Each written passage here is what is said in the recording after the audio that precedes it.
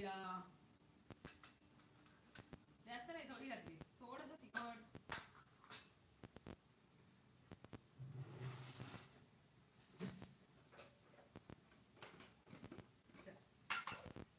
आणि थोडी धने जिरे पावडर घालते मी 1 चमचावर.